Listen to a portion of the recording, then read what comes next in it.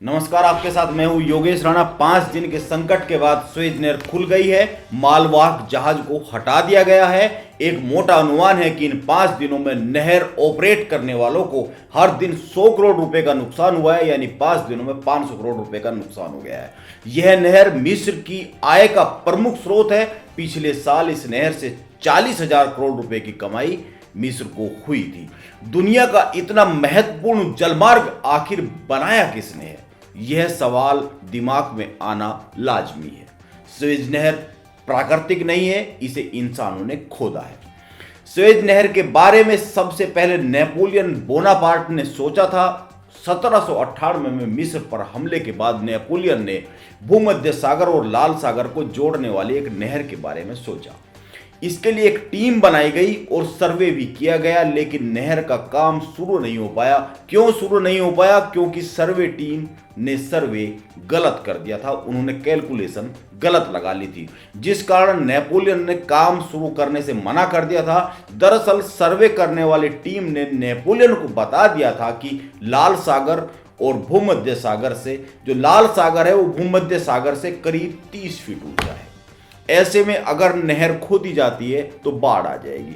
इसके बाद 1854 में फ्रांस के एक राजनयिक फर्डिनांड डी लेसेप्स ने इस नहर पर काम किया।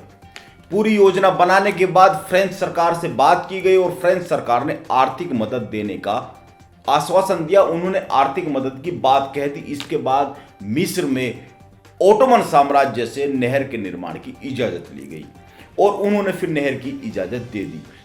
1859 में सुएज नहर कंपनी ने इसका निर्माण कार्य शुरू किया। इसको बनाने में बहुत बड़ी संख्या में मजदूरों की जरूरत पड़ी।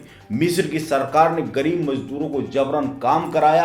कहा जाता है कि बहुत कम पैसा उनको मिला था और कहा यह भी जाता है कि इसके निर्माण में लाखों मजदूर लगे थे और उनमें से हजारों की मौत हो गई थी। नहर बनाने में 10 साल लगे। इस तरह से 1869 में नहर बनकर तैयार हो गई। इसके उद्घाटन समारोह में उस वक्त के मिस्र के शासक इस्माइल पाशा खुद आए थे। बाद में पाशा ने सुएज नहर कंपनी के अपने देश के शेयर ब्रिटिश सरकार को बेच दिए। आज यह नहर पूरी दुनिया के लिए इतनी महत्वपूर्ण है कि इसे विश्व व्यापार की लाइफलाइन कह दे तो कोई अतिशयोक्ति नहीं होगी। मीडिया रिपोर्ट के अनुसार अकेले भारत का इस रास्ते से सालाना व्यापार 200 अरब डॉलर का है। भारत का यह व्यापार यूरोप, नॉर्थ अमेरिका और साउथ अमेरिका के साथ होता है। 193 किलोमीटर लंबी इस नहर से रोजाना औसतन 50 जहाज गुजरते हैं। विश्व व्यापार में इस नहर की हिस्सेदारी 12% है। यह किसी भी मायने में कम नहीं कही जा सकती है। वैसे इस नहर पर आया यह संकट कोई पहला संकट नहीं है।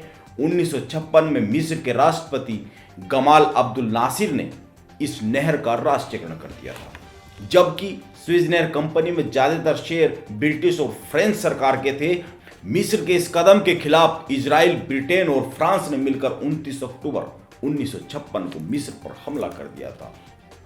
संयुक्त राष्ट्र को बीच में आना पड़ा था, जिस कारण ब्रिटेन के इसी विवाद के कारण ब्रिटेन के प्रधानमंत्री एंथनी ईडन की कुर्सी चली गई थी।